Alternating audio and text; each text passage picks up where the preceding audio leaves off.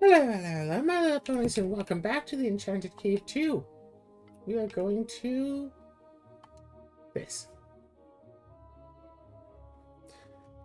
I'm sure you all know where we're going with this. I'm sure you can all see that this is much too small, GUI size large. Thank you, I want to see everything. Look at that. Oh yeah, no, that's much weaker. Okay, what do we have here?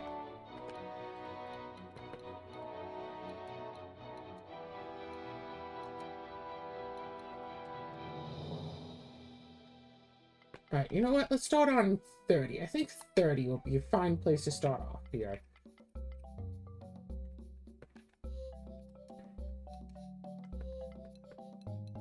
Let's sell some goods. Good sword, helmet, gauntlets.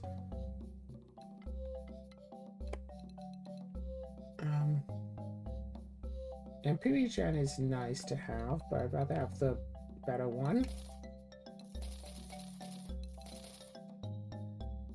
Oh. Time to leave. Go down to the next floor. Alright. So... it's been a little while since I last played. So I'm trying to remember all of the info here. Wow, escape wings that fast.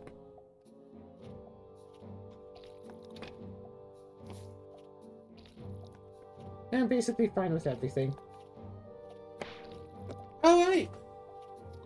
So after the absolute catastrophe that was last time, we're bound to do so much better this time, here and now.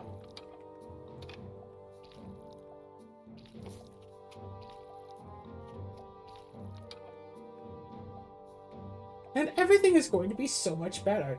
So, my little ponies, let's just keep on going on. It feels weird to be up in the morning. I know this is going up at midnight anyway. But it just feels weird to wake up and have it be actually morning. And by morning, I mean I woke up at 8 a.m. That's way too early. Technically, I don't have to get these last two because I've already got the achievement for doing so. So instead, I can just go back to focusing on this branch, which is probably going to be good to do.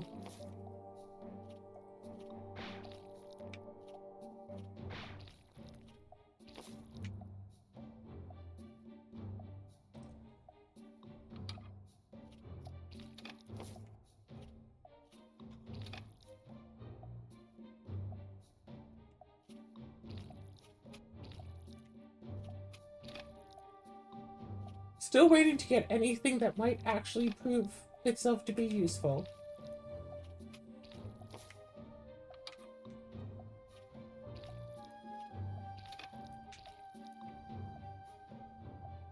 I'm sure eventually I might.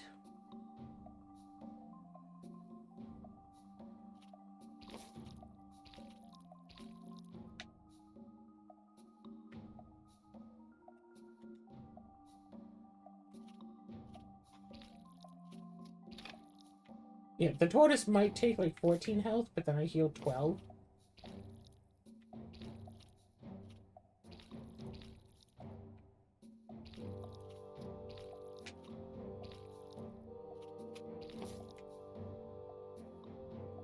How far did I make it last time? Before I used the wrong control and wound up dying? Before I accidentally went up like an extra tile and died before I could do anything?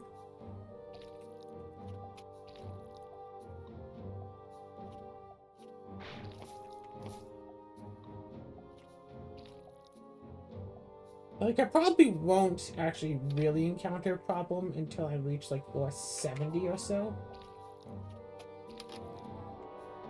Emerald boots. Less defenses.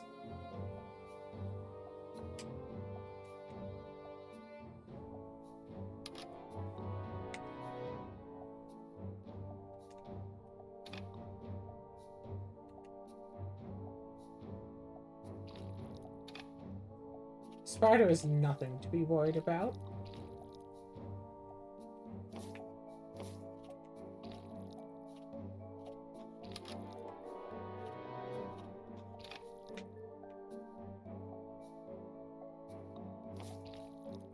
Yeah, I wish I could increase my attack speed to just have the insta-kill and then just only have enough attack so my insta-kill could actually work. I don't know if you have to actually deal damage in order to insta-kill. That is an interesting question. If your attack stat is too low to hurt them, can insta-kill even work?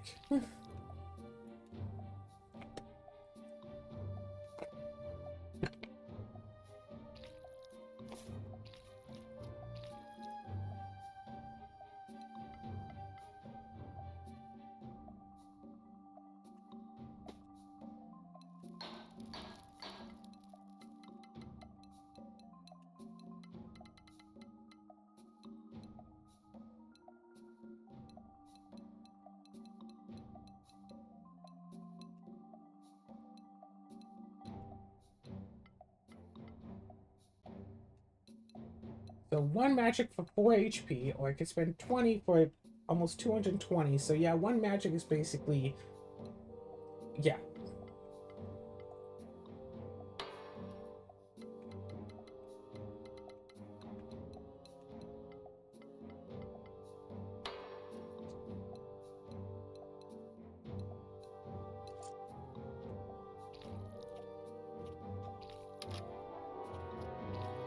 Gosh, if that was about to just be a better sword, that would have felt so bad.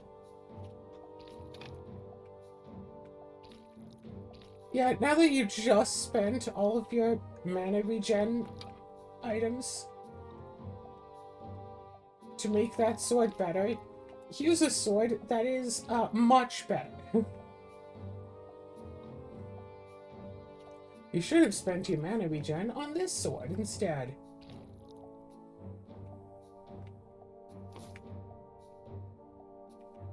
Playing this almost makes me want to go back and play the original again.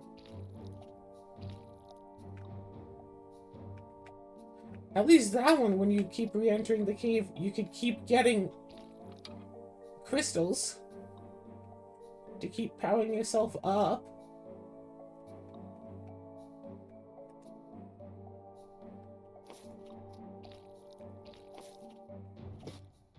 Yeah, I distinctly remember trying to do like a monk playthrough, like no gear playthrough. Because I figured, yeah, it's probably possible. Considering that you keep getting crystals. Like, yeah, sure, the first time through you might only be able to kill a handful of enemies.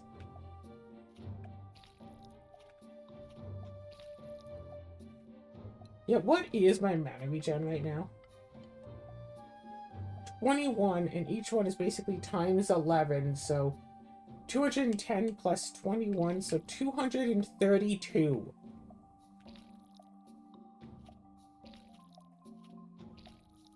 Plus, 12 health, so 244. So I could lose 244 health to one enemy, and that would make it neutral. The most I'm losing to an enemy right now is, what, 4 maybe?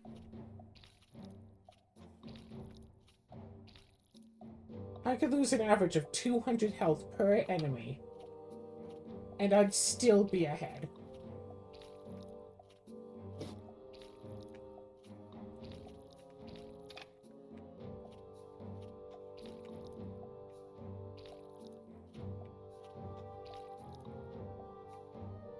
So yeah, I'm feeling pretty good about this. Nothing here, nothing here, nothing here.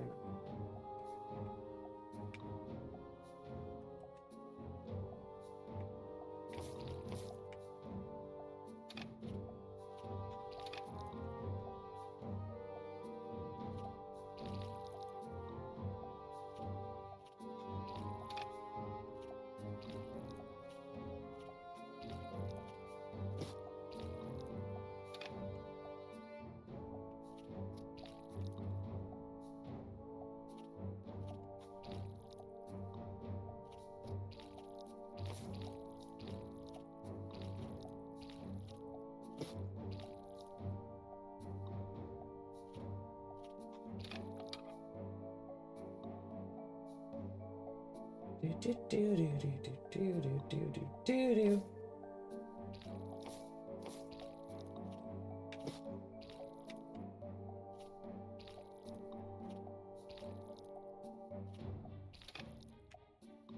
Sorry, don't mind me, just vibing to the music.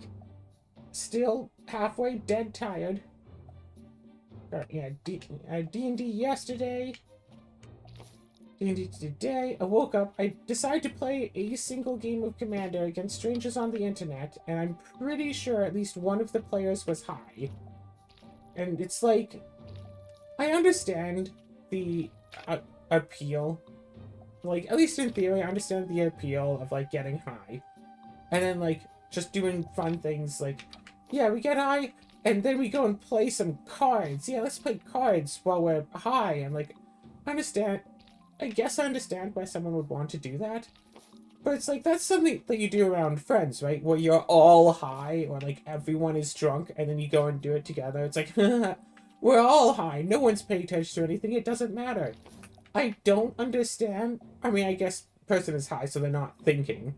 But, like, let's get high and then play some magic with someone over the internet.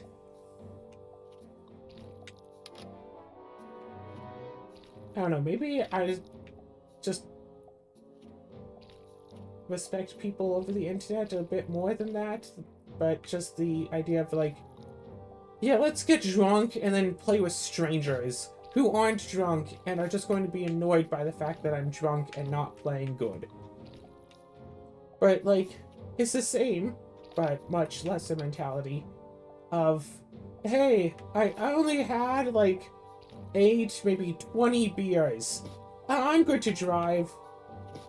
It's like, what, do I want to equate poorly playing Magic the Gathering with something so horrendous? Not really, but it's like the same sort of mentality of, yeah, well, I'm fine doing this. It's like, I'm in an altered state. I'd be fine if someone were to do this, so obviously they're fine if I do this.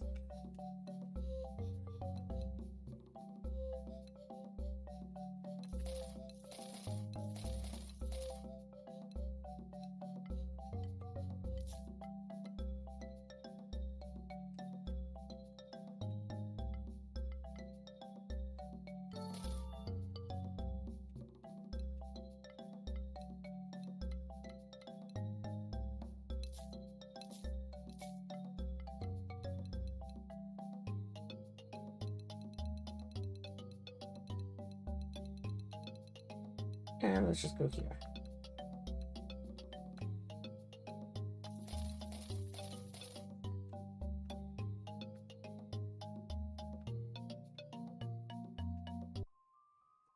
Alright, the 40s.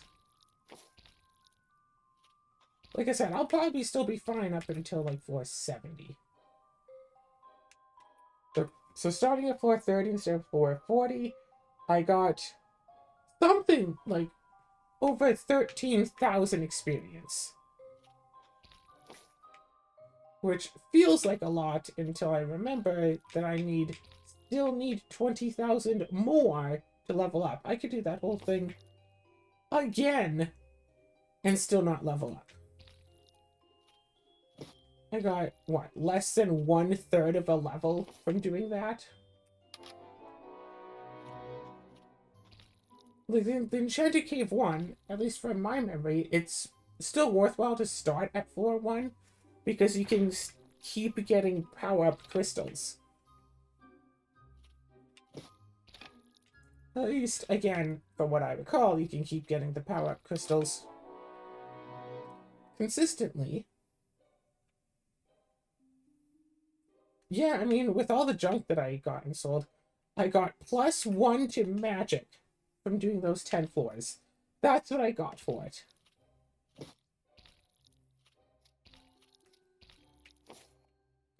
I just love the idea of, like, a town built around one big dungeon. I should write stuff about that.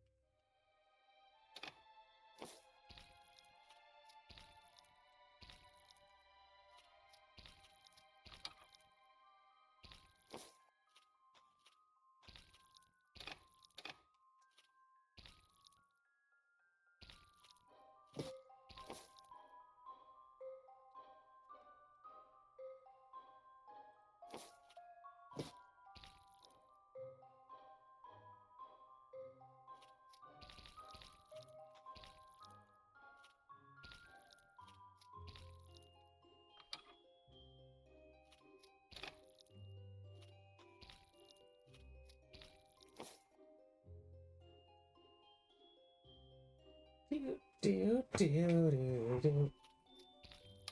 Oh my gosh, look, it's a person. Even taking that 44 to the face, I'm still coming out ahead.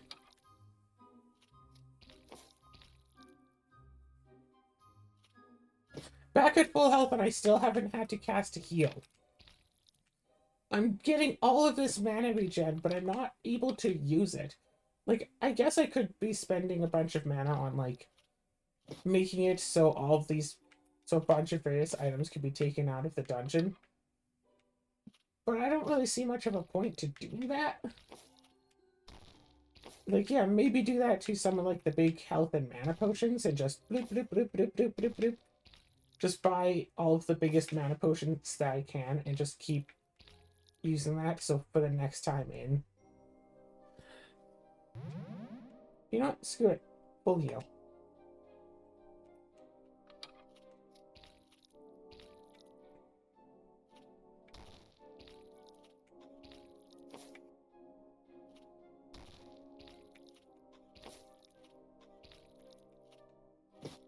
And remember, I've maxed out on magic, and yet I'm still absolutely destroying all this stuff. A character who maxes out on strength would probably be doing even better. Maxing out on defense is not a viable possibility.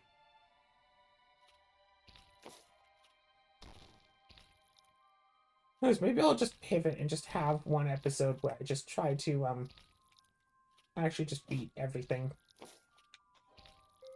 in one single dungeon entry.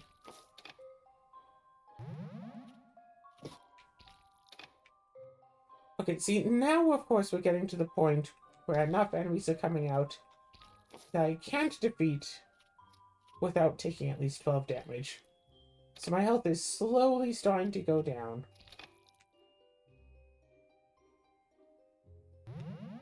But after every fight, so I'm getting more than 20 mana per fight. After every fight, I can full heal myself. It's weird that the graphic for the potion is kind of off.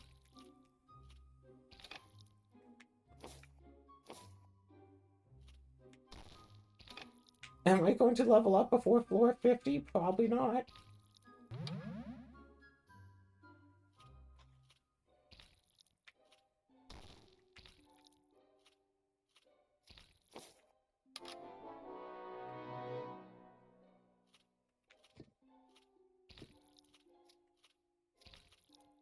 And I think that if I want a full museum, I'm gonna have to start at a lower floor again.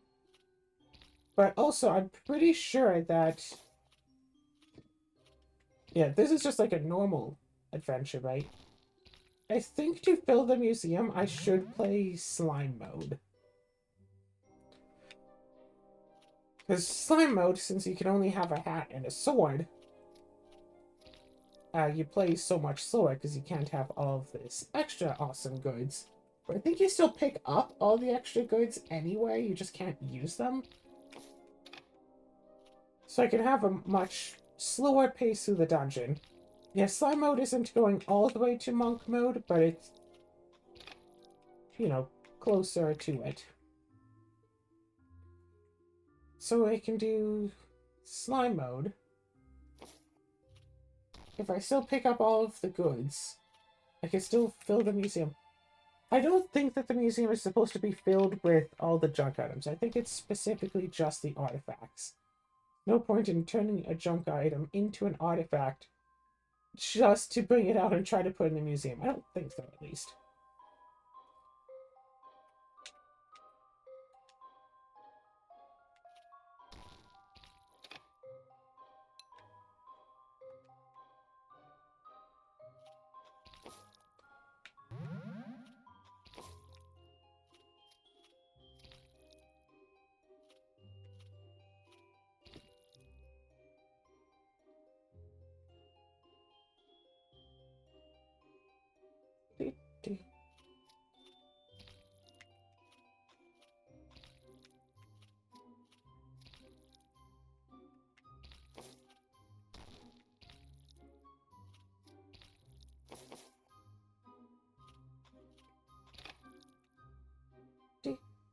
Do, do, do, do.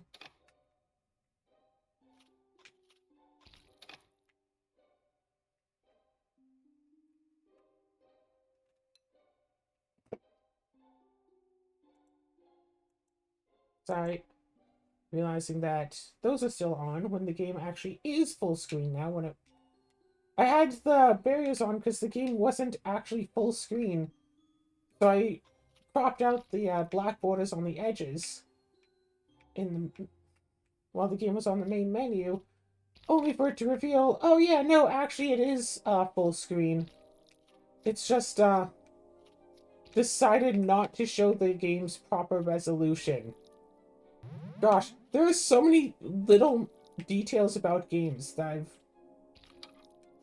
changed my opinions of various games from after I started recording them.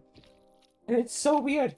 Like, I used to be totally into it when a game would, like, play a video when you first boot it up, and now I don't like it, because, like, no, I have to adjust all of my settings to be able to record this. Like, adjust all my settings, I'm, like, halfway through the video now. Restart the game. Oh! Since we already... The video is only for the first time you boot up the game, it won't play again now. Well, I missed it, because I was trying to get my settings so I could appreciate it properly.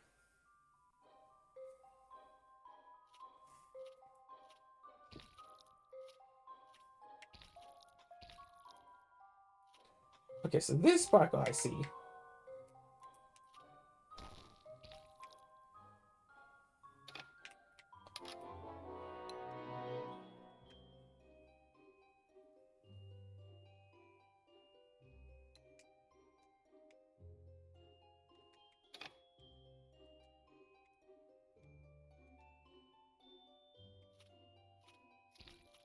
So many mimics.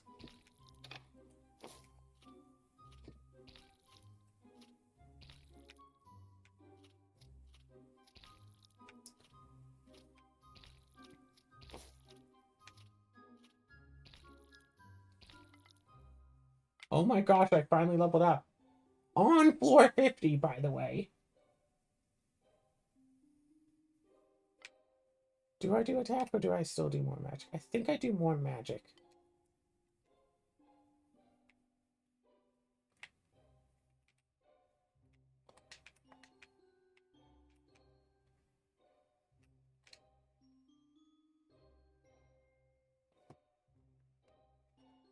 Yeah.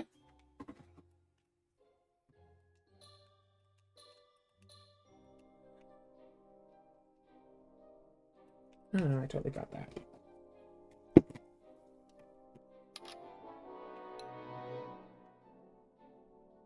I am wearing magic trousers.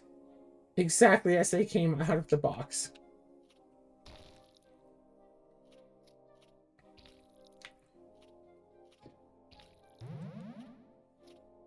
$222 health now.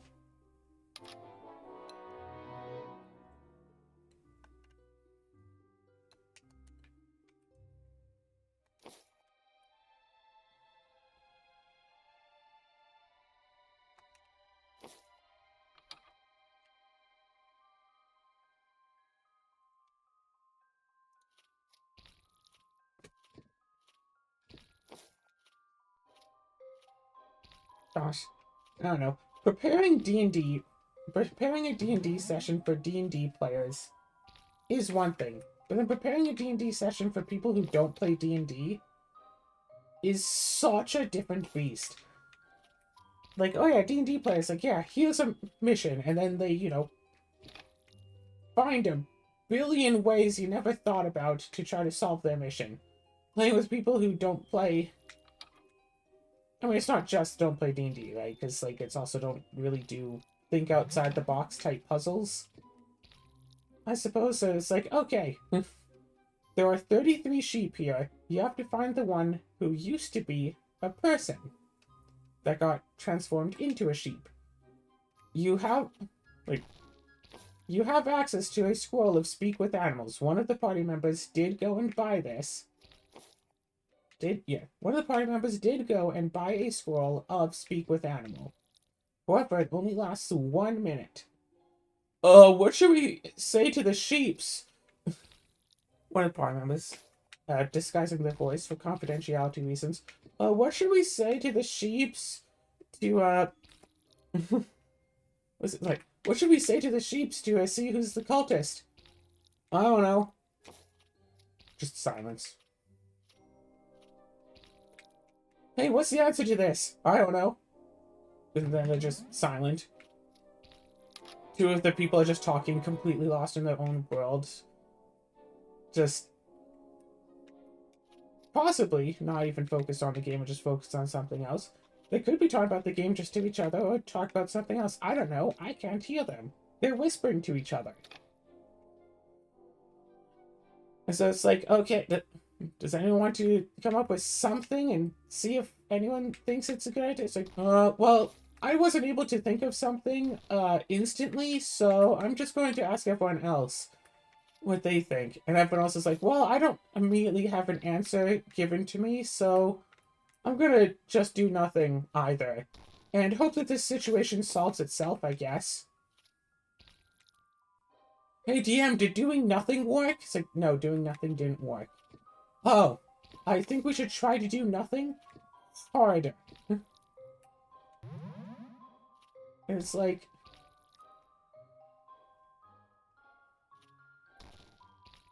And then, yeah, once the session wrapped up, they all went downstairs and played Super Smash Bros. Together.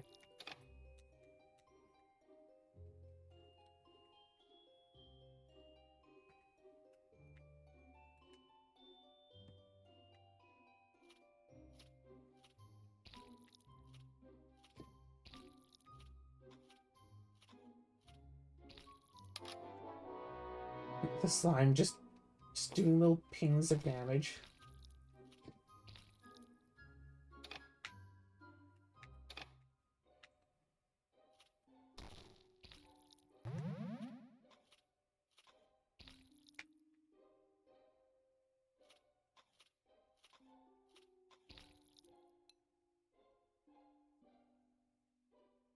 I have enough defense, but I only have 9 out of the 10 ice defense that I really need to protect myself from those slimes. Fortunately, the only way to get elemental resistance is with gear, which I guess is also another thing that makes playing the slimes quest so difficult. You can barely get any elemental defenses.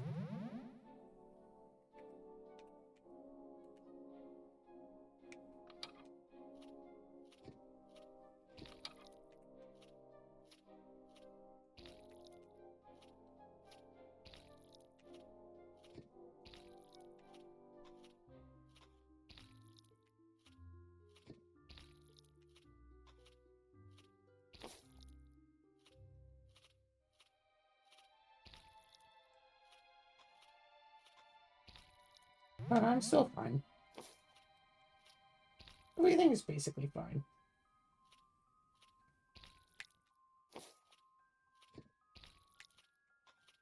But yeah, heck, maybe I should have just started out on floor 50. It's like, yeah, like, the lower level the floor that you start out on, the better that, technically the better that you can do. But it just takes longer. Like, it's been half an hour and we haven't even gotten to the challenging parts yet. And we're probably not going to get there for another 10 floors, maybe even 20 floors. Wait, we can't start on 50, can we? Huh.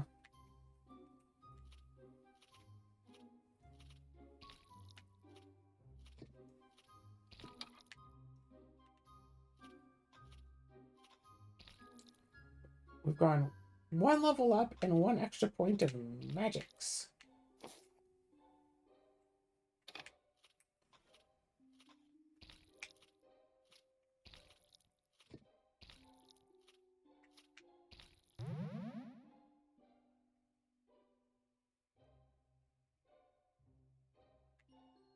But yeah, meanwhile, like, experienced D&D players, you get them to solve the puzzle of figuring out which sheep used to be a person, and they'll use, like, detect thoughts. The paladin in the party just uses detect evil, expecting that the one cultist was evil, and that all of the sheep are just neutral. Like, you know. But yeah, detect thoughts maybe, but was it read thoughts? Yeah, I'll just cast a read thoughts and just brr, brr, brr, brr. Hey, yeah, it's this. Yeah, it's this one. This one is still thinking human thoughts. Oh no, I'll just use animal handling or knowledge nature. Know how sheep are supposed to react. And we just capture the one that acts differently.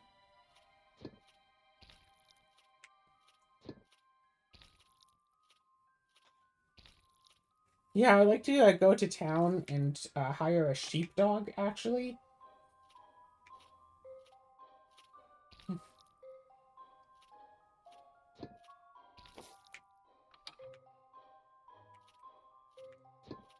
Yeah, I like to use polymorph and turn all of them into people. So we can just talk to them. Or, you know. Yeah, I like to cast Speak with Animal and then get the first sheep we find and just ask it, like, hey, are you the sheep that used to be a cultist? No? Oh, right. Which sheep wasn't a member of your group until a few days ago? Ah, this one's, you know, can't speak with animal. Shout out to all of the sheeps. Hey, which one of you is the cultist? We're here to bring you home.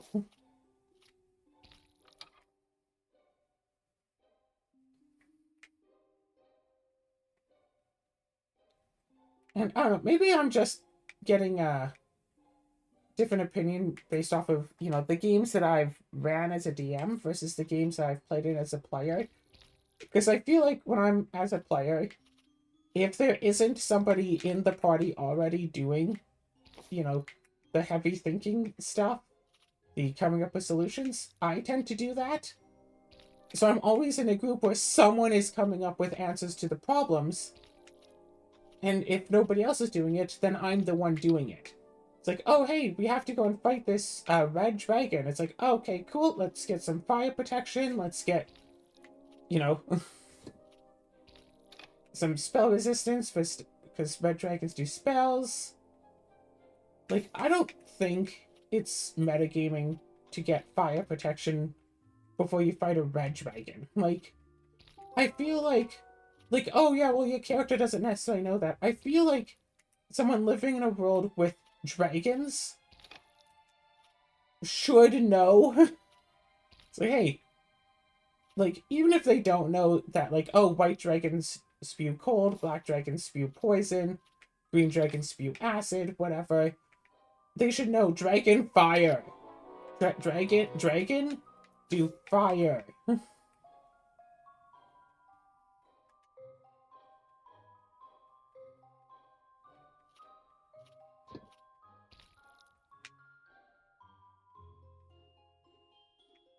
Like, anyone who lives in a world where big old fire-breathing dragons should know that. And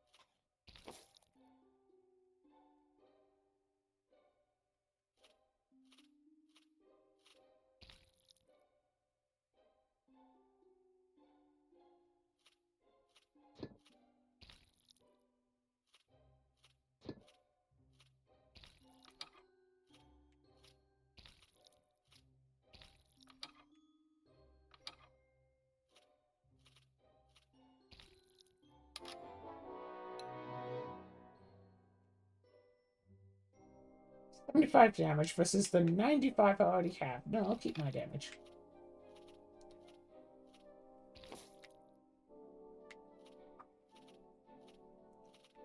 Yeah, yeah, like in the Sunday games I've been playing for over a year at this point. Wow, surprising, but it's like sometimes I feel like I have a bit of main character syndrome because I do things that solve problems.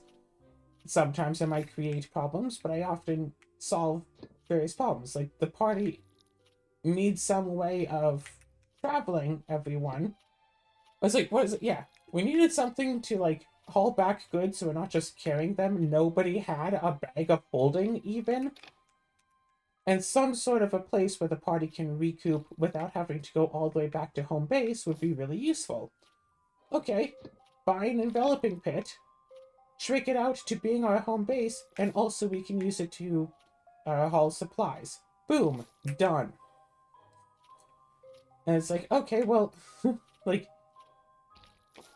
oh, well now we can't go back to our home base, but we need somewhere that we can recoup everyone, including like all of like yeah. We need a place where we can maneuver everybody. We don't want to just keep using plane shifts to move the party everywhere, and we need, you know, a proper headquarters now that we can't go back to our headquarters. Cool. Make an airship. Not just buying an airship. You could buy an airship for like 60,000 Gs. And it's like, okay, whatever. No, I made an airship. I took a great ship and made it fly. I spent, what was it? 300,000 Gs on that?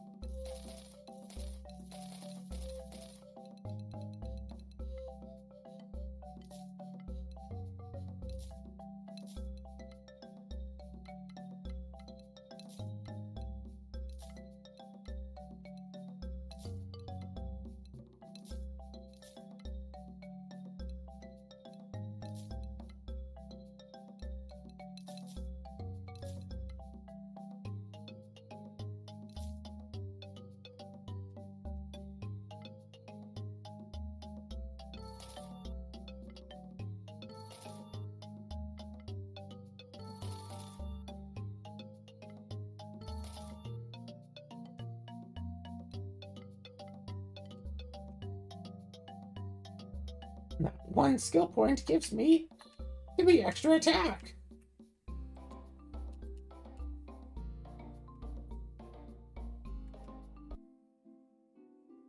Alright, starting from floor 30 versus 60, I did get a few extra points right there from selling all of my stuff. So that isn't to be ignored. But level-wise, like experience-wise, I got an amount.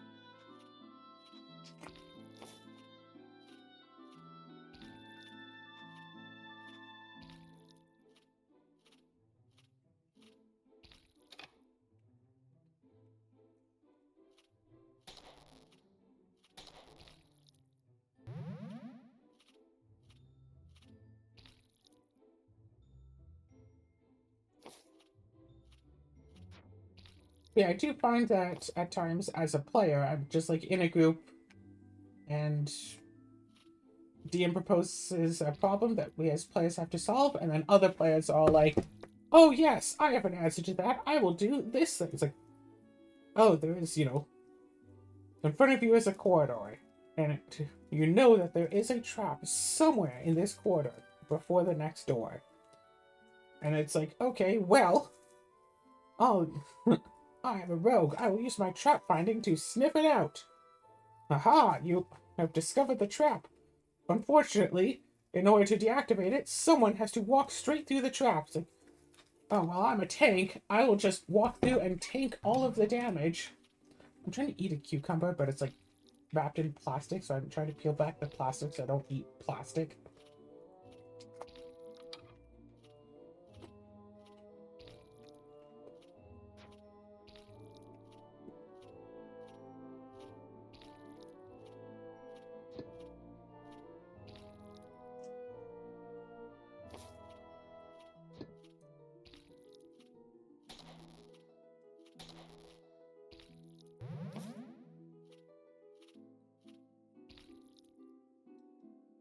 Not exactly good cucumber.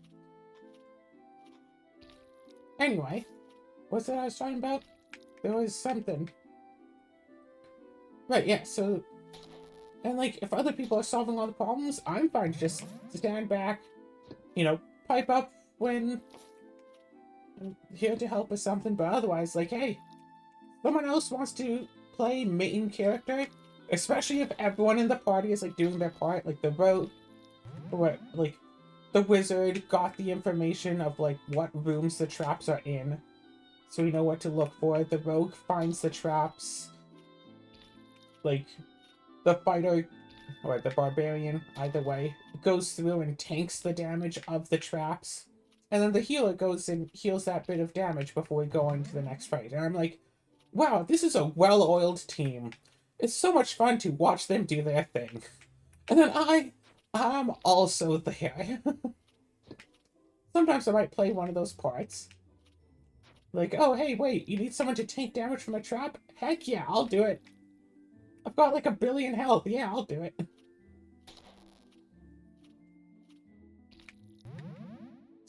My Marissa character has, what is it, like 150 HP? And is the party tank just because she has regeneration? When the regeneration, that, like, it's the fast healing that's really been the big difference. As, like, it's difficult to convey just how useful even, like, fast healing 1 is. And, like, yeah, the regeneration gives a healing factor, but, like, just the sake of having regeneration at all, making all the lethal damage, or basically all lethal damage, turn into non-lethal. Like, I think Marissa has only taken lethal damage maybe, like, 3 times in the campaign so far. But just having just a little bit of just passive healing makes such a difference. Like, the party... Yeah, we get into a fight, Marissa tanks, takes a bunch of damage, and then at the end of the fight, the healer's like, oh my gosh, who should I spend my spells on? Who should I heal? And I'm just like, yeah, no, you can just skip me. I'm fine. Like, do we have, like, 2 minutes? Do we have, like, 1 minute to heal before we have to move on? Yes? Okay. I'll just, you know, I'll take a minute, heal. With, what, fast healing 1 minute heals, like, 10. If I take, like, a lot of damage, it's like, okay, sure, can we take 10 minutes before we go into the next room, and I just want to heal? Let's take 10 minutes and search this room. By the time we're done, I'll be at full health again. And that's with fast healing 1.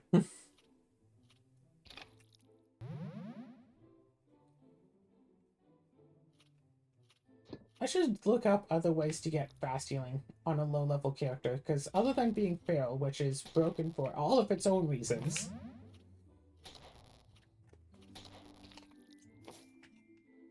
And then there's Troll-Blooded to get regeneration 1, which is, you know, very similar.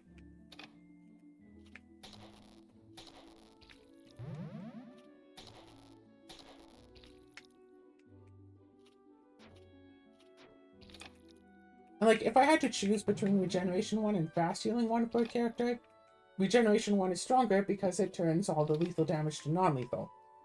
Like, say, if you take, you know, all of your health and damage plus a bonus 10. Yeah, if you take all of your health and plus 10 extra damage in one go, Fast Healing won't save you from dying, but Regeneration will. You'll be knocked out, and if they have the right damage type, they can coup de grace you, but you won't be dead yet.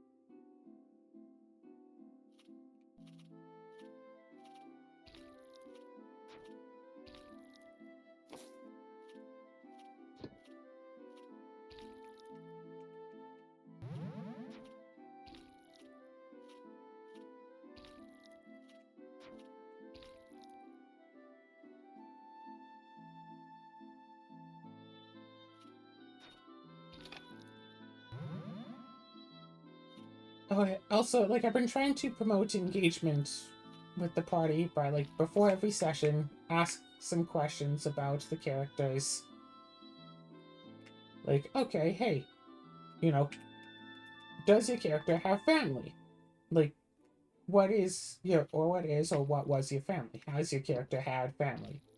And, like, yeah, I know a lot of players just want to go with the whole, no, actually, my character was an orphan from birth, so I don't have to come up with any family ties or anything. And it's like, your character could have still had a family. Oh, actually, my family, like, my hometown village was burned down by this evil group of people, and now I kind of want to get revenge on them. It's like, okay, cool. That's a good backstory element. It's been done, like, a billion times, but still, that's a fair backstory element. Oh, yeah. Oh, yeah, well, I never had a family, never knew what happened to them, so my character doesn't actually have that as a connection to anyone at all. Is lame. At least, it's like, oh, yeah, no, my family was killed by the main villain. It's like, okay, yeah. It's been done, but okay, you have something. But you ask someone who doesn't know what they're doing, it's like, oh, did your character have a family? What might not have happened to them?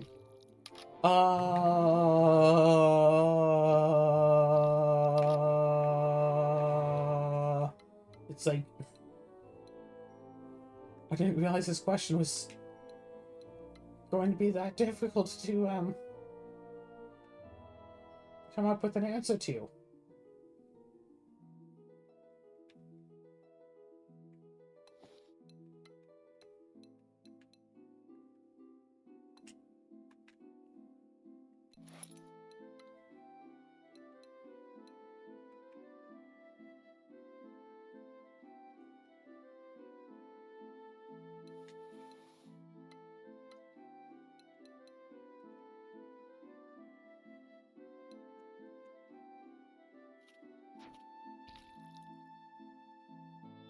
Like, yeah, I guess there is something about, like, well, if you don't know your character, then you don't know your character. Like, if you don't know... Yeah, it's like if you're told to, I don't know, search for information online, but you don't know how to search for it, you're not going to be in a good position to be able to search for it. If you don't know how to how to use Google, how are you supposed to find out, right? Like, it's like, well, I don't know what I don't know, and I don't know how to come up with it. It's like, what do you mean, like, is there important people in my character's backstory? Is there important people in my character's backstory? I don't know. Tell me, DM. It's like, no, it's your character. You make this stuff up. After the party had found the sheep that they believed to be the cultist, almost killed it, tied it down, brought it in for questioning and all that, I had, as they were going into, like, the main gates of the city, they were supposed to...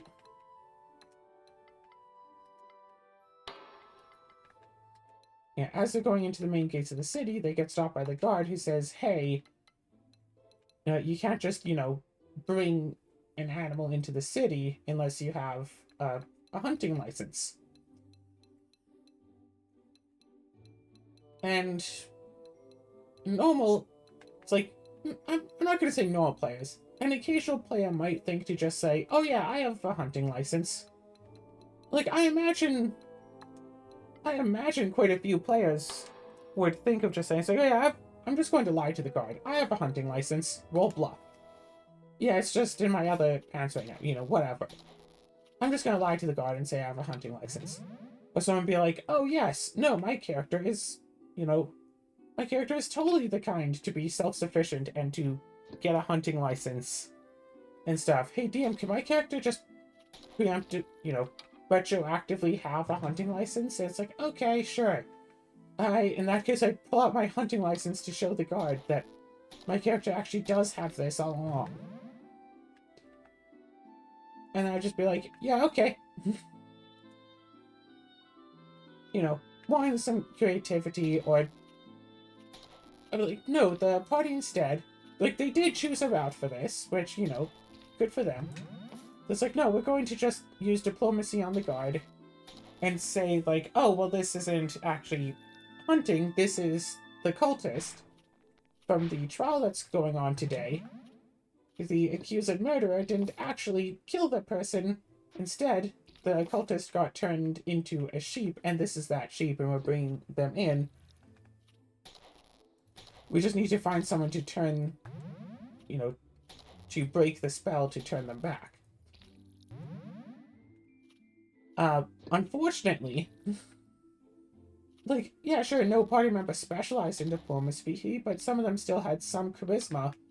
But the dice said no, and did not let them roll at all good whatsoever. I think one person rolled a negative number. Like...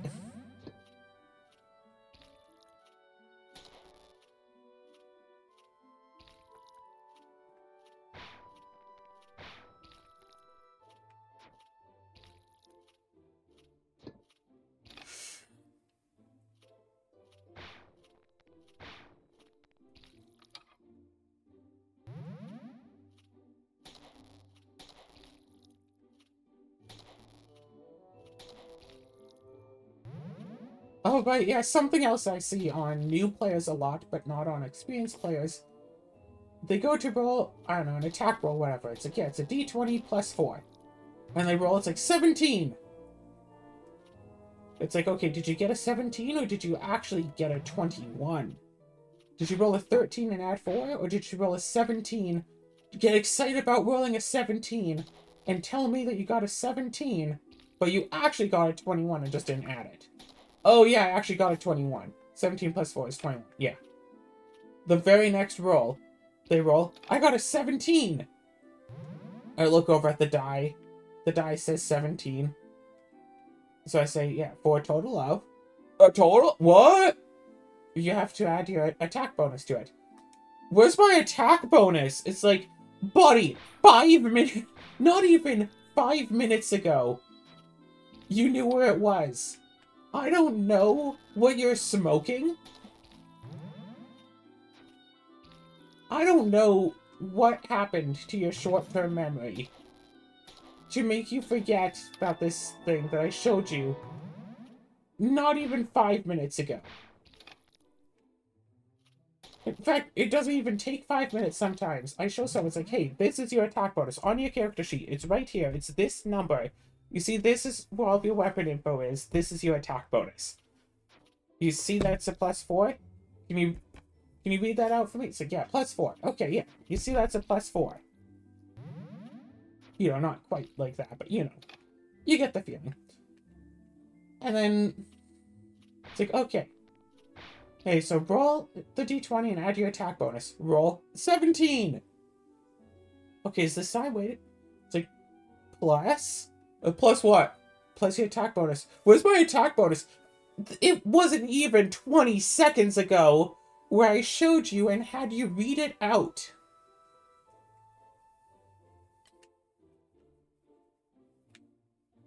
It's like either you're trolling me or your short-term memory is so bad you should get checked. If your short-term memory is actually this bad that you can't remember something from like 10 seconds ago, like, you should really see about, you know, getting that checked on before you develop early onset Alzheimer's. You're 22. Your short-term memory should not be this bad.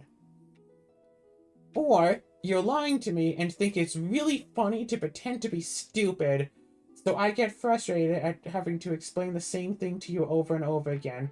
The entire game grinds to a standstill on each of your turns because you think it's so funny to pretend to not be able to remember anything. Because I know that you can remember stuff. I introduced myself to you and you still remember my name.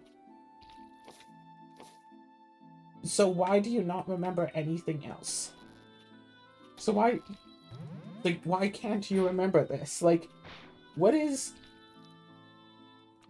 So, either you actually can't, in which case you should get yourself checked, or you can, but you think it's funny if you pretend like you don't, in which case you should get yourself checked. Regardless. Like, I don't think it's too much to ask people to not pretend to be idiots. It's one thing to say to people, hey, stop being an idiot, because, you know, people can't necessarily just make themselves smarter. Like, but I think, like, if you catch someone pretending to be an idiot, I don't think it's rude to tell them to stop pretending to be dumb.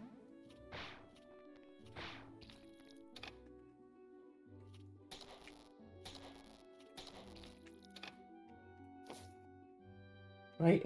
Wouldn't that fall under, like, the tolerance paradox? Because it's a matter of, like, yeah, sure, we tolerate people if they're actually dumb, but we won't tolerate the intolerance of, look how funny it is to be dumb. Uh, she actually thinks I can't remember this. She thinks I'm really dumb, everyone. Isn't it funny to pretend to be dumb? It's like, no, not really, no.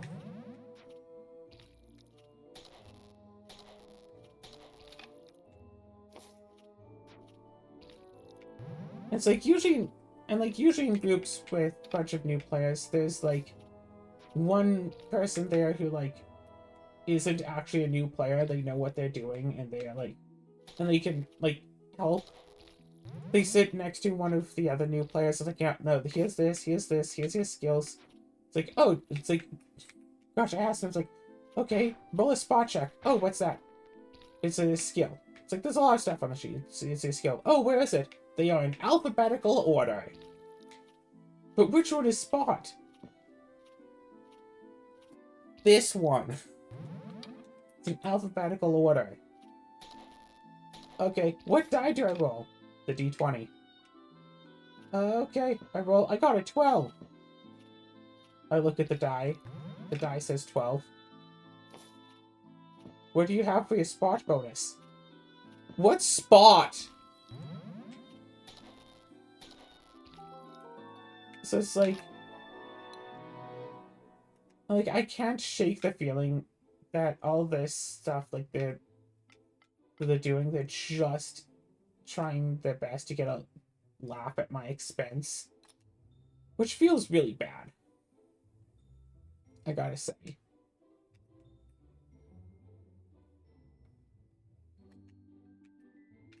Like, it feels like that they're just going around behind my back saying, haha, she actually thinks we're all this dumb.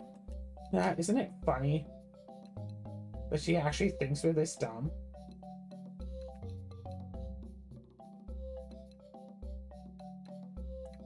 And it's like, no, it's not really funny.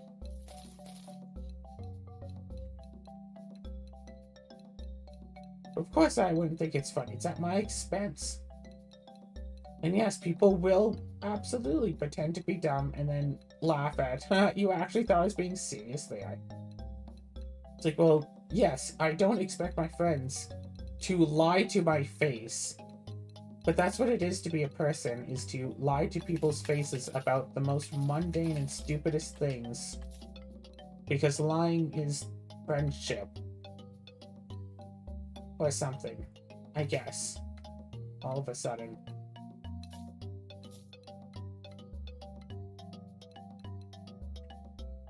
It's the magic of lying. For whatever reason.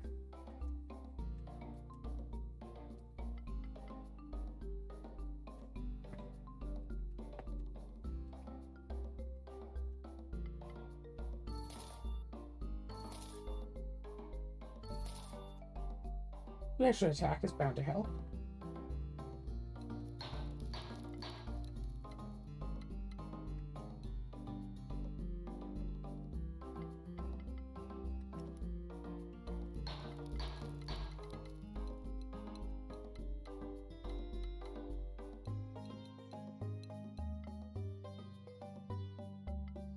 Well.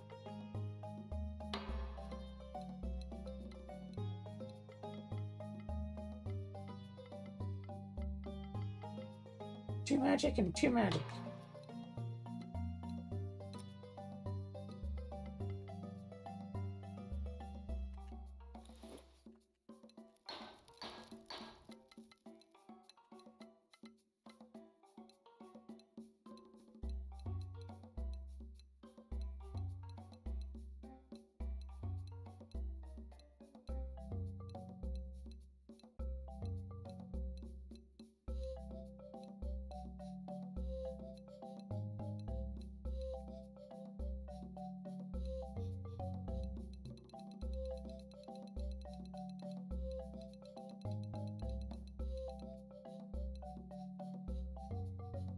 No, I can't buy 2 cabbages, unfortunately.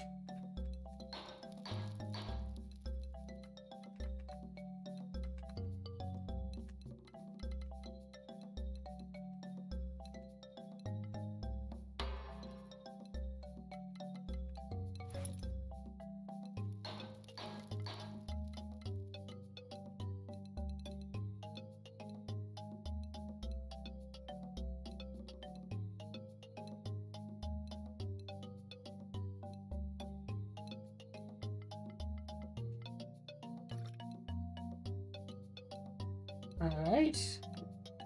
Health and magic.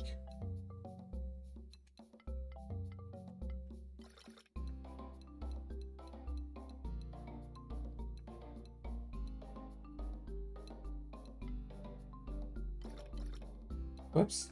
That was accidentally attacked.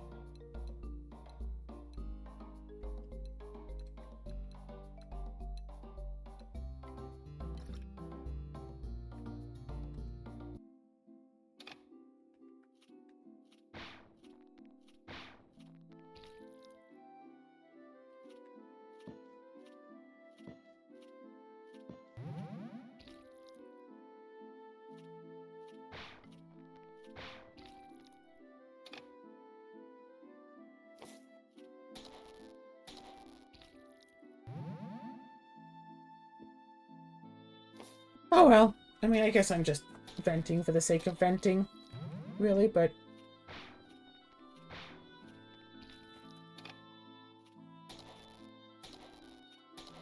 Oh my gosh, like, yeah, it feels... I don't know. There's something weird, but it's like, playing against people who are not familiar with D&D, and then it's like, oh, they don't know what they're doing, they have hand-holding, blah, blah, blah. And I guess that everyone else who teaches, like, new players that are, like, new to anything has the whole thing of, oh, I have to hold your hand, I have to explain the same thing to you over and over and over again because you're bound to immediately forget it. So I guess in the times when someone's taught me to do something new, and I just go, it's like, oh, this is the thing? Okay, cool, let me just memorize that. 86 versus 79. Yeah.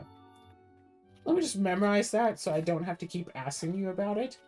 And then they're like, wow, wait, you actually remember that thing I taught you after only saying it once? Wow, that's impressive. You can extrapolate from a piece of data to, like, figure out something else? It's like, wow, I'm so surprised that you can do that. And I'm just like, that's surprising, really? It's like, a cost of 1 means it costs 1. A cost of 2 means it costs 2. So I'm guessing a cost of 3 means it costs 3. And they're like, oh my goodness, yeah, that is true. I'm just like, yeah, that's very intuitive. You shouldn't be surprised that I can figure that out. Like, that should just be the expectation.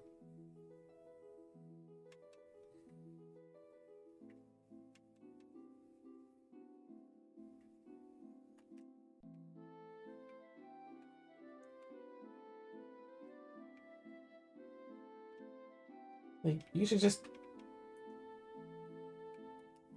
But yes, a lot of people are very dumb.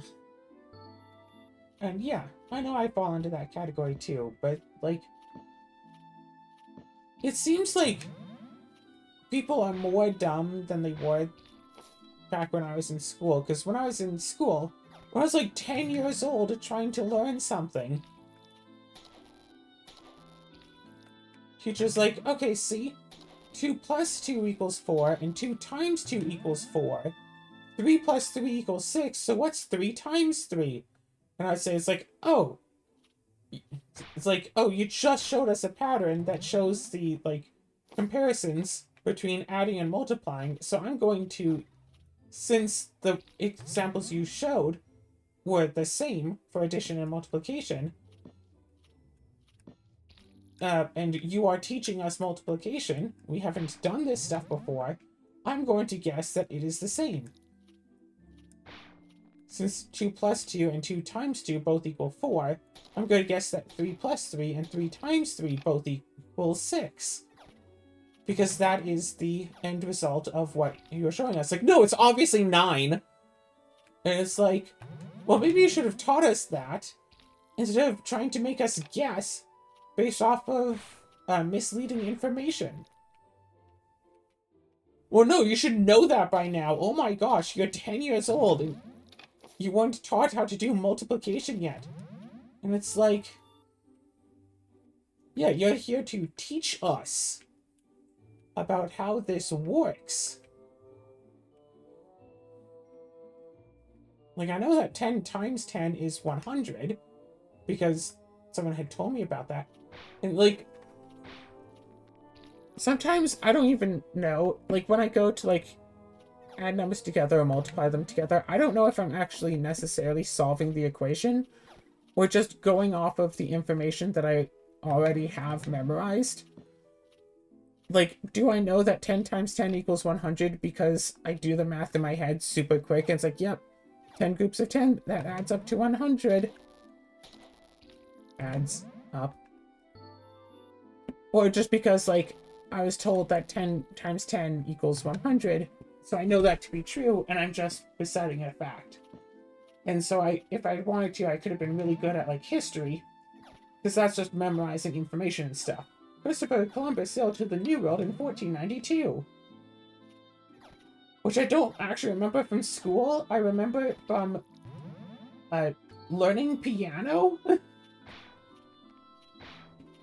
When I was learning piano, I got this booklet of a whole bunch of like really simple like tunes. They're not even full songs, just tunes to do.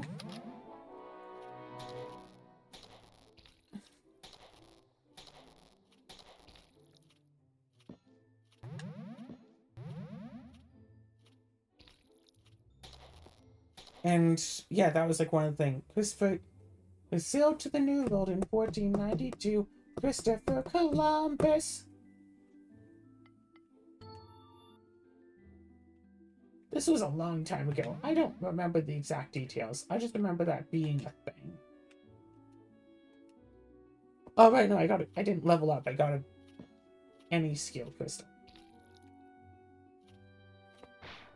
So I just remember that. So, and it's like, yeah, wow, I still remember that from... I still remember it. Christopher Columbus sailed to the New World in 1492. From a song, not even from class. The stuff that we learned in class, like, if I were to take a test on all of the stuff that I was directly taught in class, depending on the subject, I would likely fail it. Because, like, I remember some ideas and concepts, but I think most of it I wound up picking up outside of class because a classroom environment doesn't teach me things so good. Like, learning multiplication took me so much because the teachers were bad at specifically teaching me how to do it. But the teachers had, like, no patience. It's like, no, I taught you this thing, like, 3 weeks ago. How do you not still remember it? It's like, gosh, you taught us a lot of stuff over the last 3 weeks. 8 times 7. It's like, okay, hold on. You should know this!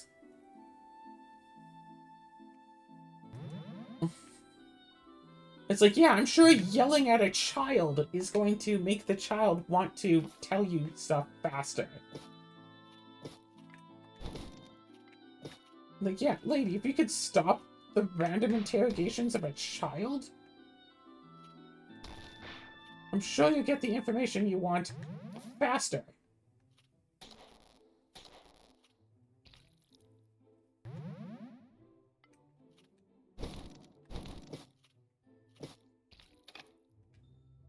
It's like, yeah, I'm trying to, you know, run through the math in my head to figure it out. I don't need you to scream at me that I should have this memorized, as well as the entire multiplication table completely memorized. Just let me run the numbers in my head and figure this out. And I'll still not get over it any... people being mad at me, but we did a short course once in school at some point of the difference between wants and needs. Like, you need food, you need water, you want a like a cheeseburger, you want a milkshake. Like, even though those are examples of things that you need, you do not need those specific things, and those are simply wants. It's like, okay, so here, it's like, here's an assignment. It's like, we went over, you know, lesson of wants and needs and the differences between wants and needs. Write down 5 things you need on this table and 5 things you want on this table. So for needs, it's like, okay, yeah, food, water, shelter. Gosh, coming up with 2 others is difficult, but it's like, I think, like, community was one. Humans really need, like, community. And I think I put air for the last one or something. Like, oh yeah, we definitely need air. Not even just oxygen. Humans apparently do really badly in a pure oxygen environment. You need a proper mix of oxygen and other stuff. I don't know, maybe I wrote like air, and then in brackets I wrote oxygen. Or oxygen, like, plus other, whatever, but... And then for wants, it's like, okay, a bicycle. That's a want, whatever. I just know that for one of the wants, I put down this game that I had been wanting for a while at that point. Because, like, yeah, I really wanted it, but I knew, like, yeah, I might be, like, 12, but I know that this is just a want. I don't need it, I just really want it. And I got in trouble for saying that a specific video game is a want, and it's like, I don't understand why I'm in trouble. It's like, no, this isn't a time for you to be talking about video games. So it's like, this is the exact time to talk about video games. I would understand if I'd put the video game as a thing that I need, but no, I'm, you know, smart enough and thoughtful enough to know, yeah, this video game isn't a thing that I need in order to survive. It's a thing that I want to make survival better. It's like, I absolutely know that it's not a need, but it is a want. But I think that the idea of the assignment was 5 things that people in general need and 5 things that people in general want. Like, if I put video game, I might have gone away with it, but since I put that specific video games, like, no, not all people want that. I probably would have gone in trouble for saying video game. But I probably wouldn't have gone in trouble for saying, like, television. For example, it's like, oh no, you can't just put things that you yourself want. You have to put things that, like, people in general would want. Like, no, the assignment specifically says 5 things you need and 5 things you want. It says you, and I took that to mean me. I didn't see it say you and take it to mean Joe Schmo down the street would want this. I took you to mean me. I saw the you and figured, oh yes, you know, me. The person that this assignment is referring to. The person doing the assignment. But I got in trouble for that. Not, like, huge trouble. But, like, I got talking to from, like, my parents and the teacher about how that wasn't appropriate to say. And it's like,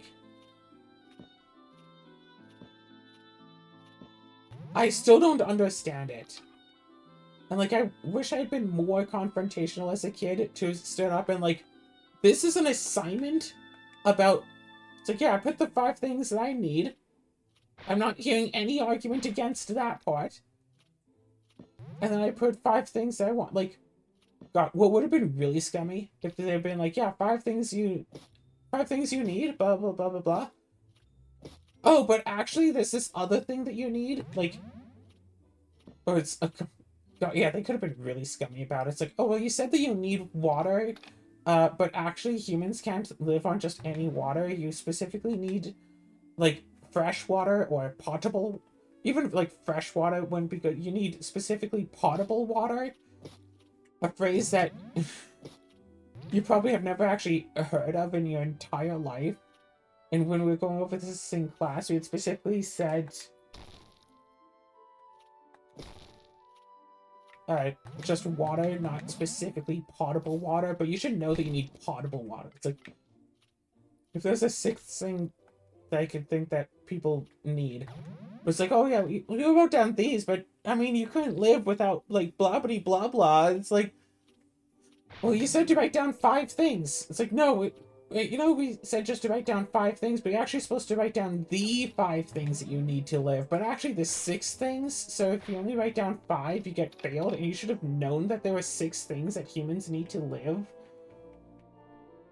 Yeah, you forgot to write down sleep. Humans actually need to sleep in order to live. Gosh, the absolute nerve, though, of a kid writing down sleep as a need. Like, yeah, mad respect for any kid who actually knows that.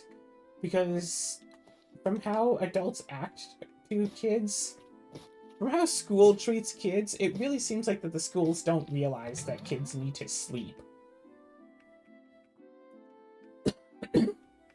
The teacher says, oh yeah, I don't give out much homework. I only give out 1 hour's worth of homework every night.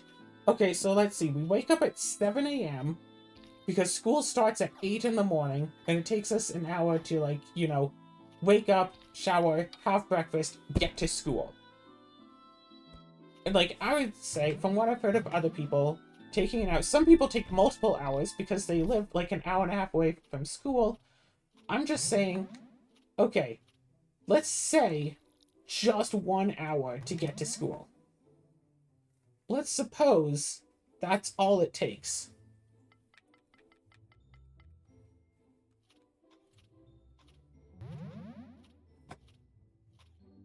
From 1 hour from alarm first goes off to in school, sitting in the classroom, ready for first bell. Because if you're late, they really don't like that. So you have to be in the class, sitting down, books out, paper out, pencils out, ready to write down and participate in class. Right then and there.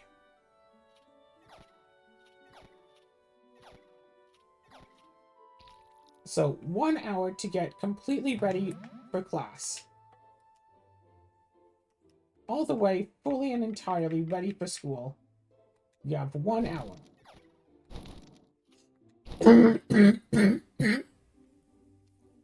Which, again, might be cutting it a little bit little, but we'll say.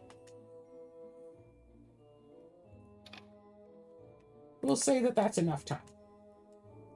So, school lets out, usually about 3, sometimes 3:30 p.m. So, let's split the difference. Let's say that you managed to make it home for 3:30. Yeah, because I think, like, I've had schools that let out at 3:05, schools that let out at 3:30, And, like, even if you're not taking any after-school activities, for the most part of school, I didn't. So, even if you're not doing anything after school, so you just go right home after school, get home at, like, 3:30.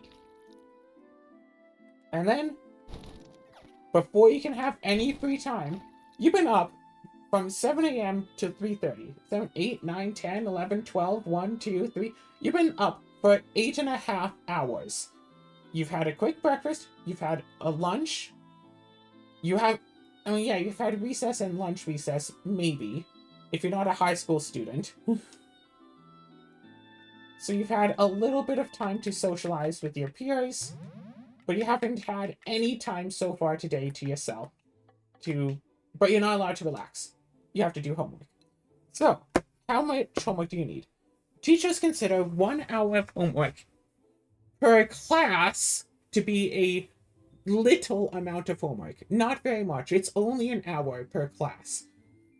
Let's see, from 7 to 8, that's a class. From 8 to 9, that's a class. 9 to 10, that's a class. 10 to 11, yeah, 8 to 9, 9 to 10, 10 to 11, 11 to 12.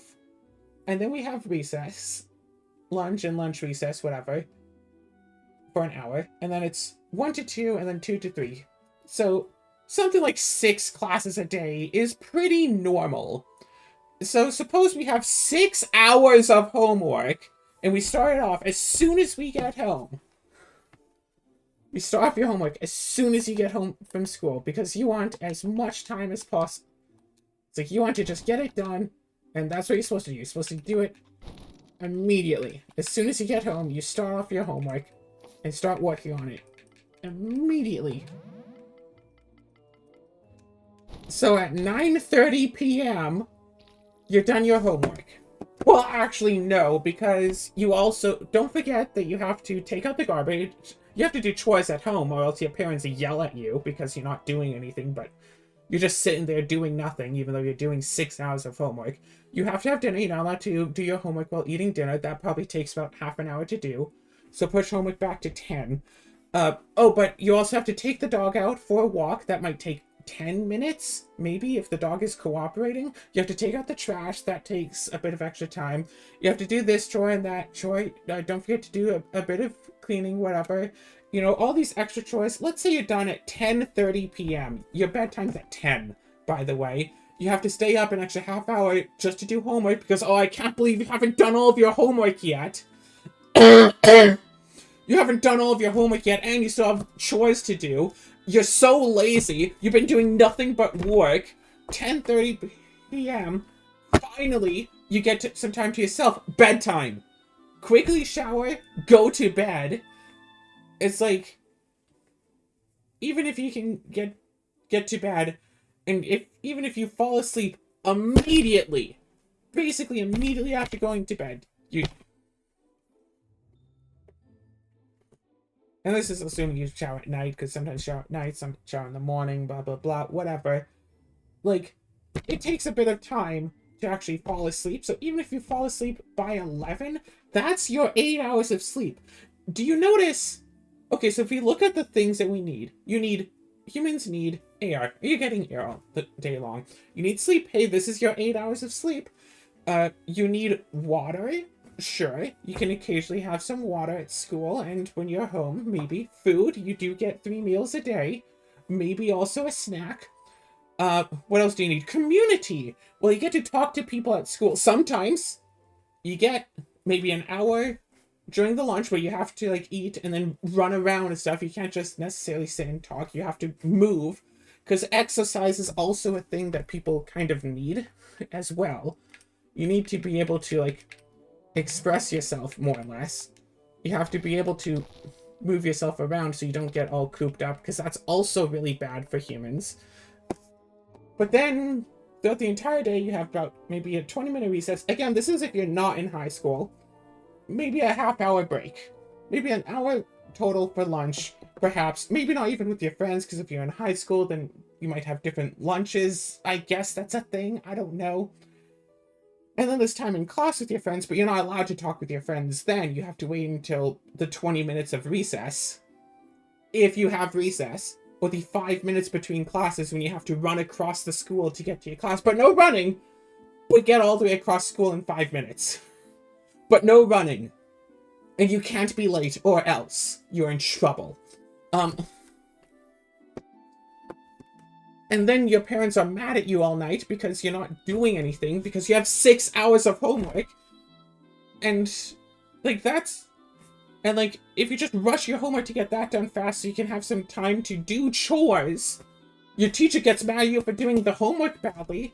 And it's like, geez, I really wish that I had some time to actually learn this stuff, because a 1 hour class and 1 hour of homework, I don't actually learn this way. I don't learn in a classroom setting, but I don't have the vocabulary to say, like, even when I have the vocabulary to say I don't learn good in a classroom setting, the teacher's like, no, yes you do. You're just being lazy. Everyone can learn in a classroom setting. I did, and I am everybody on Earth. I was able to learn in a classroom setting, despite constantly giving you stories about how I actually didn't learn good in a classroom setting, and only really started to learn good once I got some one-on-one time to actually go over the lessons with my teachers, and that made all the difference, being able to actually talk about it outside of class. I won't be doing that for any of you, by the way. If you don't learn in class, Screw you. If you can't learn everything that I'm supposed to teach you in 1 hour of class to be able to flawlessly do an hour of homework, 6 hours of homework every night, because also remember, it's not like you just have one class and then you do homework on one thing. You have 6 classes, so you're going to forget the first class by the time you've done the 6, because that's a lot of homework. That's a lot of teaching they're trying to cram into your head really badly, too. And half the time the teacher's yelling at us, some random student, hey, don't play with your gum. Hey, if you're gonna drink water, don't do it so loudly. Like, these are children trying to teach here.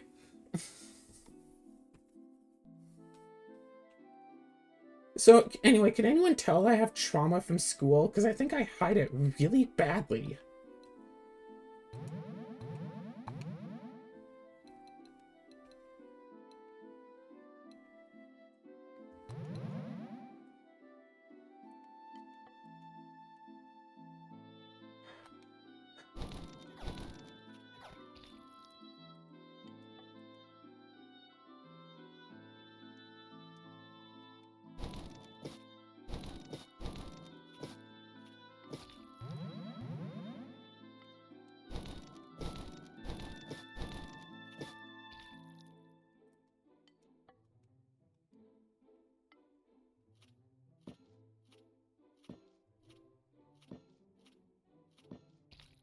See, sometimes it just feels good to complain about things.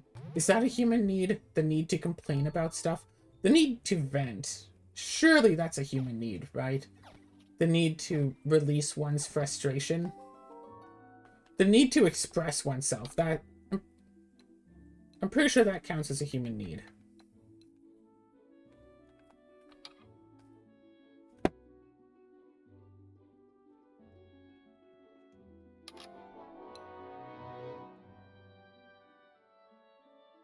This is just a... Other than the enchantments and the fact that one gives magic, this one is just... basically just better.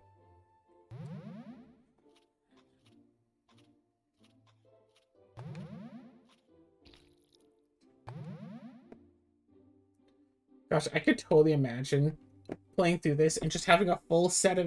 an entire secondary set of gear that the entire purpose is just, like, boost your magic. And then just, like, do some fights, and then change into the magic outfit, cast your healing spell for that extra... I don't know how much magic we could get from a magic enchant. But for a full suit, 1, 2, 3, 4, 5, 6, 7, 8, 9, 10, 11, 12, 13, 14, 15, 16, 17, 18, 19, 20? I mean, even if it's just 1 per spot, an extra 20 magic means an extra, what, 20 heals? Is that it?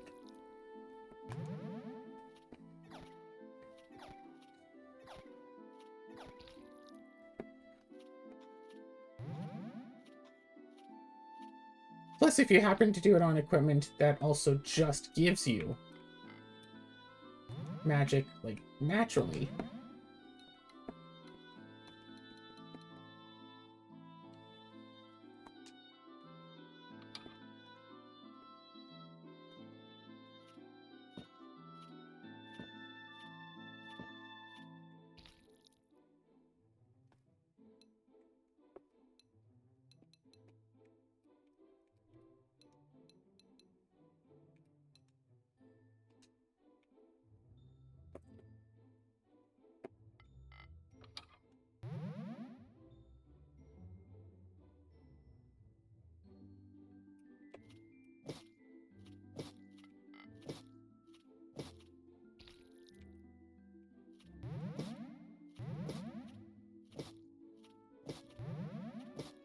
Honestly, I'm surprised that other people don't have nearly quite the same level of trauma from school as I do. Because it feels like there's just trauma all over the place there. Everywhere I turn, there's more trauma. But I was just led to believe, like, no, this is just what school is like. to be in school is to have trauma.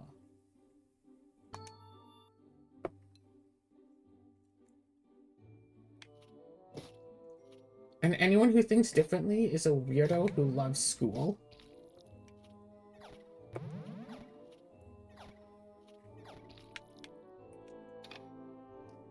Yeah, the only friends that I could make growing up, it seemed, were either the kids who would make friends with everybody and then basically just only have like a surface level friendship with them and never were really good friends, but you know, we'd play together in the sense that they would play with everybody simultaneously. We just have like a, you know, 13-player soccer game, no actual designated teams. And instead of soccer, we actually are just kicking around someone's glove because we don't actually have access to a soccer ball. So we're just using a glove, whereas my friend had said it, yeah, we're playing Glover. Yeah, we're not playing soccer, we're playing Glover. Which I got a bit of a laugh at, because Glover is a video game that both of us have played.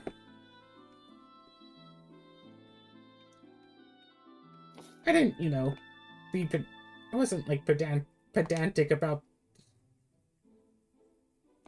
I was gonna say about the post, but no. I wasn't pedantic about it, because, like, yeah, I get the joke. Not soccer, it's Glover, because it's with a glove. Ha ha ha!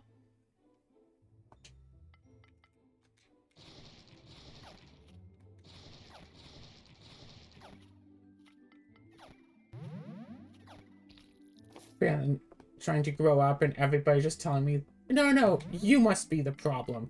If people don't like you, that must mean that you suck. Obviously, everyone knows better. So you must be the one who sucks. You should change everything about yourself if you want anyone to ever like you. Yes, someone told me that.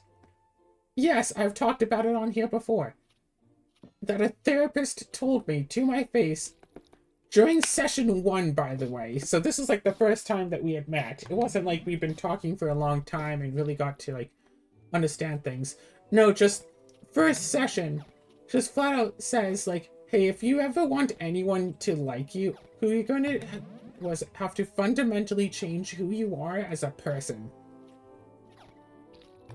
I don't remember the exact wording other than the fact that she used fundamentally. You're gonna have to change who you fundamentally are as a person. If you ever want anyone to like you, remember that part. And it's like, wow, you're incredibly rude. And then my mom was also there, because this was supposed to be family therapy, and told me that I was off kilter, that I was out of line, for saying that the therapist was rude, for saying that I'd have to fundamentally change who I am as a person if I ever wanted anyone to ever like me.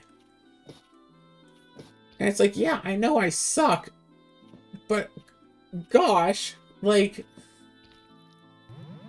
I don't know, is this a form of therapy that people do where on the first session of therapy, you tell the person, hey, you suck, and I hate you, and everyone hates you, and they have a reason to hate you.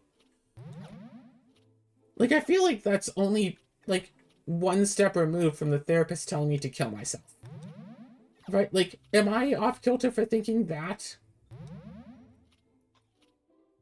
Like, am I off kilter for thinking that if the therapist didn't have to deal with the fact that my mom was right there to listen to what she was saying, she would have told me to kill myself? Because, like, that's what I heard, basically. It's like, no one will ever like you. It's like, if you ever want anyone to ever like you, you're gonna have to change who you are fundamentally as a person. So my response was like, yeah, I've tried. It didn't work. And she just kind of shrugged. Whatever. Oh, well, I told you to change, and you said you weren't gonna change. That's what I heard, at least. I know you said that you tried that and it didn't work.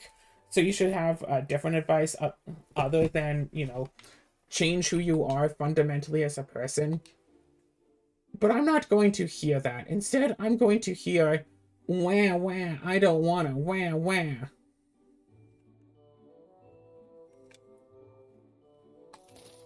So I'm just going to pretend that my advice is still perfect and that you are the bad one for not wanting to obey me.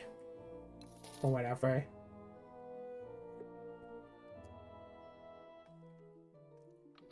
That's what I'm going to pretend, and since there's no one here to corroborate your story, well, I guess... It's like, you know... But yeah, if I had the money for therapy, I would be in therapy. Unfortunately, therapy is, what, $500 a session? I did do therapy for a while. Because you have to do therapy for whole gender stuff in order to get onto T blockers and estrogen. I had to... You start by talking to a therapist who prescribes you with being trans, and then gives like a letter of recommendation to another doctor who you have to talk to, and then they say, oh yeah, I understand, you're trans. Okay then, and here's some T blockers, and I'll write a letter for an endocrinologist to give you some estrogen, but for now just only take T blockers for the next, I don't know, year or so. You know, however long it takes.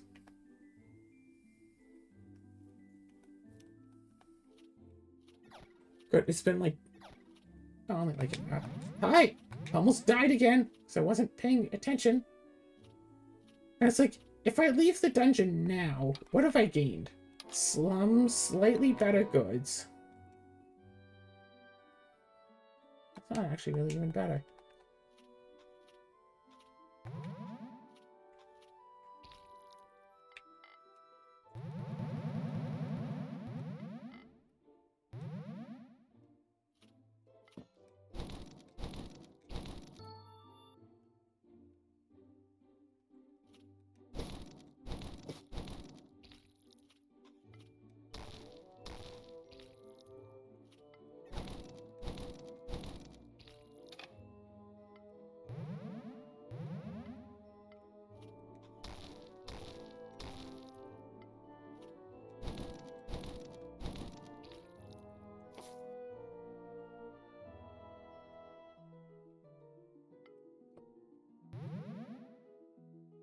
Yeah, after every session, got like a $500 bill that I had to pay, but then I got like a receipt that I could bring, because I was 17 at the time. Of course I was still living with my dad. Bring it to my dad, and he had some health insurance, whatever, that mostly covered therapy. So, was it like, I'd pay $500 for the therapy session, bring the bill to my dad, you know, pay the bill, bring the receipt to my dad, and he'd submit it with his health insurance and get like $200 back. But I owed him money at the time. So I was like, you know what? Can you just take this off of... You know what? Yeah, I understand. It's fair if you just take this off of what I owe you instead of just giving me $200 back. Just pay off some of the whatevers. I remember one time I wanted to buy something from Walmart, but my debit card just declined for whatever reason, so we covered that. You know, there were some moments like that. I have no idea why my debit card randomly declined at that Walmart. I had money. Just the bank just basically decided, no, you don't. And gosh, it's annoying when that happens. I think I've only ever actually had my card decline twice, I think. That incident, which I don't know what happened for that.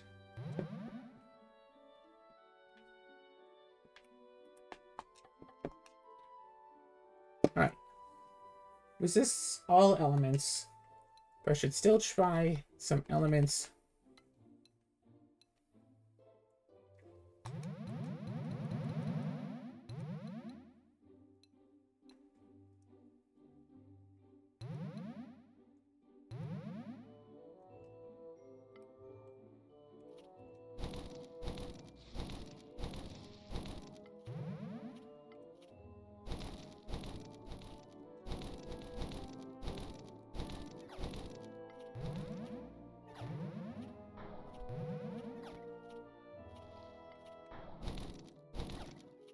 Am I gonna do all of this just to die at the nth hour? Yep.